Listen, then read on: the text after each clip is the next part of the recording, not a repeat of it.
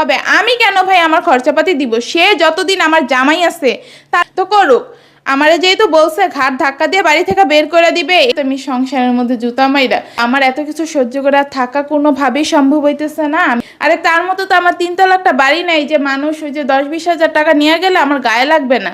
আমার বাড়িটা লিখা দিক, তারপরে দেখুক যে আমি মানে এই 2টা টাকার জন্য কোনো কিছু করি না। যে তার ছেলে আমার কাছ থেকে না বইলা চুরি করে টাকাগুলো নিয়ে গেছে, তার ছেলে অনেক ভালো, অনেক বড় মন মানসিকতার পরিচয় দিয়ে ফেলছে, তাই না? আমার ছেলে গরমে সহ্য করতে পারে না দেখে বোর গরম লাগবে দেখে আইপিএস কিনা নিয়ে আসছে, আমি সাথে যেয়ে কিনে দিছি। যাতে বলছে, জিজ্ঞাসা করলাম বাবা টাকা পয়লা কোথায়, কয় নুফার বাবা দিছে হাত খরচ চলার জন্য, কিছু ভিন্ন হয়ে গেছে সেজন্য ওই বাজারের খরচ থেকে জমাই আম্মু এই টাকাটা জমাইছে। তাই আমি ভাবলাম কি এত গরম আব্দুর রহমান ফিরে আসবে, আব্দুর রহমান তো অনেক গরম সহ্য করতে পারে না আমার ছেলের মতো, আমার ছেলেও ছোটবেলা গরম সহ্য করতে পারতো না, তার কারণে ওরে আমি ছোট ছোট ফ্যান কিনা সবসময় মাথার কাছে রাখতাম। ওর বয়সে মনে হয় এমন 10টা চার্জার ফ্যান শেষ করছি।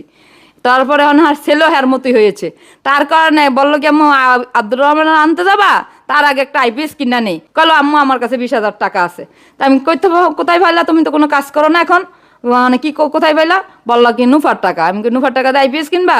কয় সমস্যা নাই, কিনলাম আমি, নুফার আবার টাকা দিয়ে দিব। সেই জন্য নুফায় কাইন্দা কাইটা চোখ মুখ ফুলাইয়া হাজির করে লেছি 20,000 টাকা।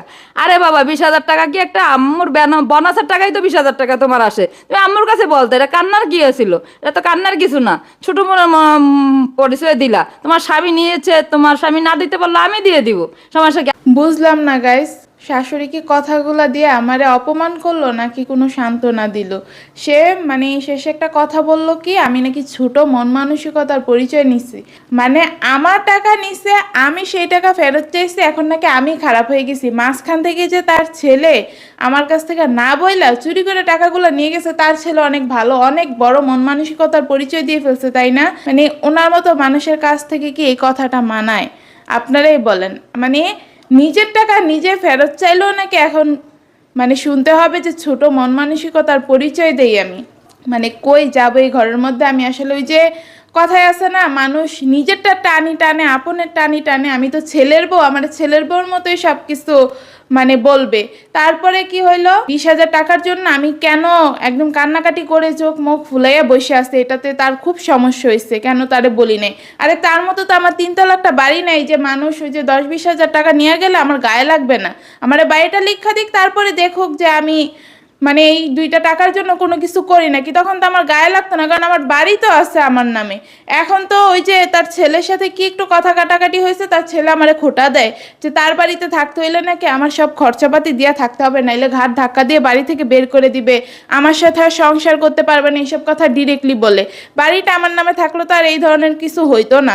তো বাড়ি আমার নামে দিবে না, দিনের পর দিন আমারে শুধু কথাই শোনাই যাবে, কথাই শোনাই যাবে, আর আমার এগুলো হচ্ছে সহ্য করতে হবে। কি করব বলেন, মেয়ে মানুষ হয়ে জন্ম নিচ্ছি না, যত যাই হয়ে যাক সংসার তো করতেই হবে। একটা কলঙ্ক লাগিয়ে গেলে তো সেই কলঙ্ক আর কখনো মুছে ফেলা যাবে না। এমনিতে আমার জীবনে মনে করেন যে কলঙ্কের দাগের অভাব নাই।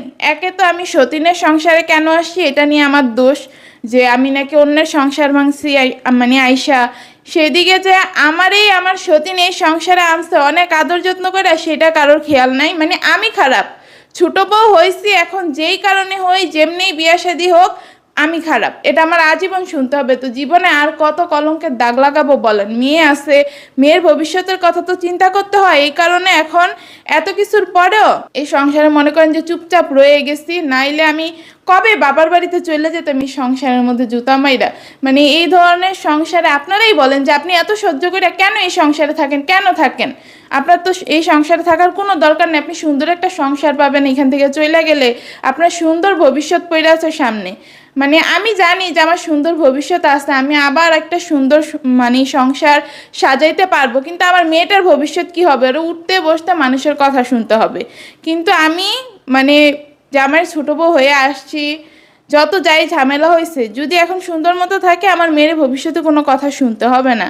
এ কারণে মনে করেন যে এত সহ্য করা, এত কিছু মানে বাবার বাড়িতে যাই না, এত এত অপশন থাকা সত্ত্বেও বাবার বাড়িতে যাই না। আমি জানি আমি অনেক ভালো থাকবো এখান থেকে চলে গেলে, তা আমি সেই ভালো চাই না। আরেকটা কথার উত্তর আমি দিয়ে দেই, আমি ছোট মন মানসিকতার পরিচয় দিছি নাকি সে মানে আমার শাশুড়ি মা আর তার ছেলে ছোট মন মানসিকতার পরিচয় দিতেছে? আমি কি মেইনলি তার ছেলে টাকা নিয়ে গেছে এই জন্য কান্নাকাটি কইরা অসুস্থ হয়ে গেছিলাম, চোখ মুখ ফুলাই ফেলছিলাম, নাকি আমার টাকাটা হারাই গেছে, আমি টাকাটা পাইতেছি না এই কারণে আমি কান্নাকাটি করছিলাম যে টাকাটা হুট করে কোথায় চলে গেল, আমি রাখলাম এখানে এখন নাই কেন, এতদিন ধরে টাকাটা আমার কাছে থাকে? আমি তো পরে জানছি ভাই টাকা যে জামাই নিয়ে গেছে। আর উনি কি এই জিনিসটাও জানার প্রয়োজন মনে করে নাই যে টাকাটা আমার কাছ থেকে বইলা নিছে নাকি না বইলা? তার ছেলে যেটা বলছে সেটাই তো সে বিশ্বাস করে মানে বসে রইল। আর তো কিছু মানে গভীরে গিয়া মানে কি বলবো তদন্ত করার প্রয়োজন মনে করে নাই যে কেন আমার বৌমা টাকাটা নিয়ে এরকম করলো। 20,000 টাকা নিয়ে কি হয়েছিল বিষয়টা একটু আমি জানি, আমার ছেলে আমারে বলছে সেটাই তো আমি বুঝা বসে আছি। তার ছেলে তারা বলছে কি যে নুফা টাকাটা দিছে, মানে ছোট বউ টাকাটা দিছে আইপিএস কেনার জন্য, গরমে তো কষ্ট হয়, আব্দুর রহমান আসতেছে ওর কাছ থেকে টাকাটা নিছে, ওর বাবা ওর হাত খরচের জন্য টাকা দিছিল না, সংসার আলাদা হয়ে গেছে দেখো ওই টাকাগুলো রয়েছে, এখন আমি এটা নিয়ে আসছি। এখন শাশুড়ি মারে বলছে কি আমার কাছ থেকে, মানে কথাটা দিয়ে কিন্তু বোঝা যায় আমার কাছ থেকে বইলা টাকাটা নিছে। তো শাশুড়ি মা সেটা বিশ্বাস করছে আমার কাছ থেকে যে না বইলা টাকাটা নিয়ে গেছে, তো না বইলা টাকাটা নিছে। এখন যদি হঠাৎ করে আমি টাকাটা না পাই আমার অবস্থা কি হবে? আমি বিশ্বাস করবেন ওই দিন যে অসুস্থ হয়ে গেছি টাকাটা আমি না পাই, আপনারা যদি দেখাইতে পারতাম আপনাদেরকে আমার অবস্থাটা কি হয়েছিল তাইলে বুঝতে পারতেন। 20,000 টাকার জন্য এটা হয়তো বা আপনাদের কাছে অনেক অল্প টাকা, কিন্তু আমার কাছে টাকাটা অনেক বেশি। কারণ মানে কি বলবো, কোন একটা জিনিস যদি শখের হয় ওইটা অনেক সামান্য কোনো জিনিস হইতে পারে আপনার চোখে, তবে যার কাছে জিনিসটা শখের তার কাছে এটার দাম কোটি কোটি টাকা, মানে কোটি টাকা দিয়েও সেটার আপনি বিভাজন করতে পারবেন না, জিনিসটা এত মানে মূল্যবান হয়। ছেলের জন্য আইপিএস কিনে আনছে তার ছেলে, ভালো কথা। মার কাছে গিয়া বলছে কি যে আমারে তো নুফা টাকাটা দিছে, ওর বাবা টাকা দিছিল না, ওই টাকাটা নুফা আমারে দিছে আইপিএস কিনে নেওয়ার জন্য। এগুলো কোনো কথার কাতারে পরে এক একজনের কাছে এক এক কথা বলছে, এক একজনের কাছে এক এক কথা বইলা আমারে খারাপ বানাইছে। কেন আমারে খারাপ বানাইতে এত কেন জামাইয়ের ভাল লাগে? আমি সুন্দরভাবে এই যে মাশাআল্লাহ কয়েকদিন ধরে সুন্দরভাবে সংসার যাইতেছিল।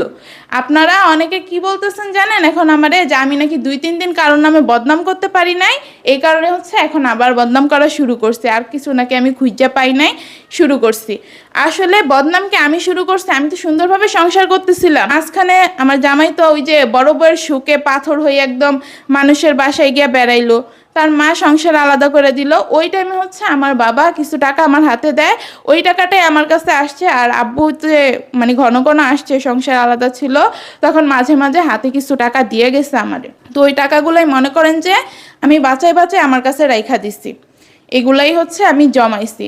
তো জামাই কিন্তু জানে না যে আমার কাছে টাকা আছে, আব্বু টাকা লুকাই দিয়ে গেছে, মানুষের সামনে তো আর আমার টাকা দেওয়া যাবে না, তা আমি হচ্ছে সেগুলো রাইখা দিছিলাম। এখন জামাই জিজ্ঞেস করছে, আমি তারা বললেই পারতাম যে না আমার কাছে তো কোনো টাকা নাই, আমার কাছে মানে টাকা কই থেকে আসবে? আপনি জানেন না? আপনি কি আমাদের 2 টাকা কখনো দেন যে আমার কাছে টাকা থাকবে? এখন জিজ্ঞেস করেন কেন? মুখের উপর আমি একটা তর্ক করে দিলেই পারতাম আমার যদি এত ঝগড়ুটটা স্বভাব থাকতো, কিন্তু না, আমি তারে বিশ্বাস করছি, বিশেষ করে বলছি মানে কিভাবে কয় টাকা কেমনে জমাইছি, কোন দিন থেকে জমাইতেছি, টাকাটা দিয়ে আমি কি করব, মানে সব জামাইরে বলছি। সে টাকার কথা বলার পরে গিয়া আমি তারে জিজ্ঞেস করছি যে আপনার কোনো প্রয়োজন আছে নাকি, হুট করে আমার টাকার কথা জিজ্ঞেস করেন।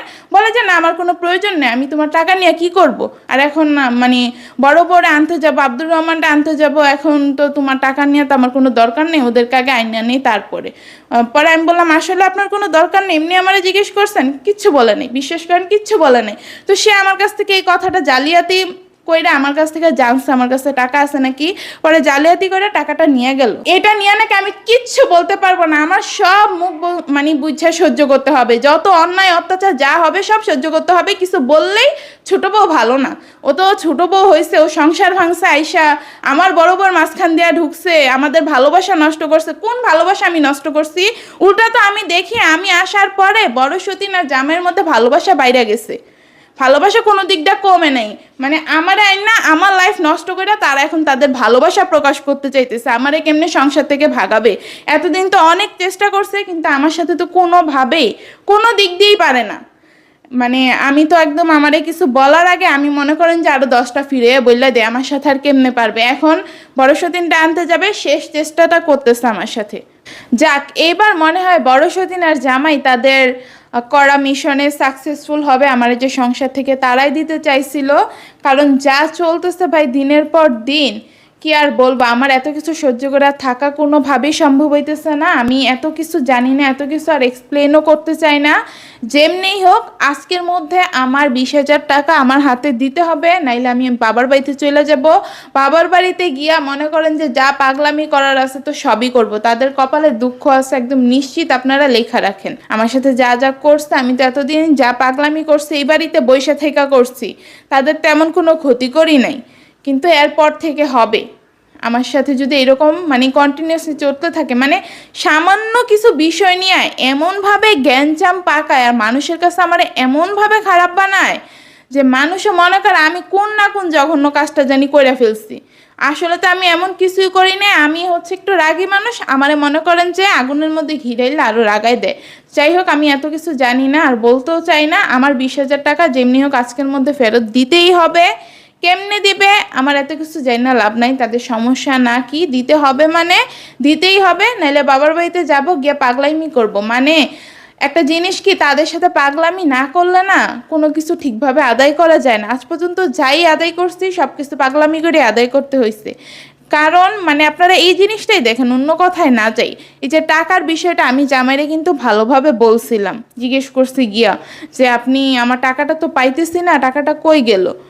তখন সে আমারে বলছে কি আমি জানি না, আমি তো নেই। আমারে বললে পারতো না, স্বীকার করলে পারতো না যে তোমার টাকাটা আমি নিছি। যখন দেখছে পরবর্তীতে যে আমি আমার 20,000 টাকার জন্য একদম কান্নাকাটি করে অসুস্থ হয়ে গেছে, আমার অবস্থা খারাপ হয়ে যাইতেছে, টাকাটা কোথায় হারাই গেল, তখন আইসা আমারে বলতেছে কি যে থাক আমি করব, তোমার টাকাটা তো আমি নিছি।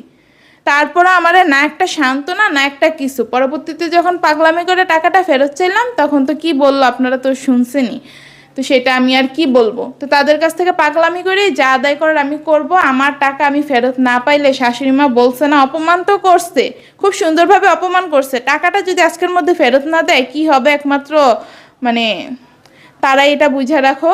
আর জামাইয়ের খুব শখ জাগছে না বড় সতীনকে নিয়ে সুখে শান্তির সংসার করবে, তো করুক।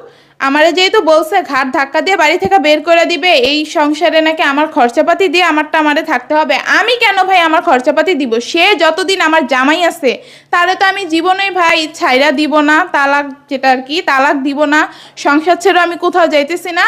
যদি আমার এনে এত সমস্যা থাকে আমার আলাদাভাবে সব কিছু হচ্ছে ব্যবস্থা করে দেখ, আর বাড়ি লেখা দিতে পারলে তো কোনো সমস্যা নাই। আবারও বলতেছি, তা আলাদাভাবে সব কিছু করে দিবে, খরচাপাতি সব তারই দিতে হবে, আমার খরচাপাতি আমি কেন দিব?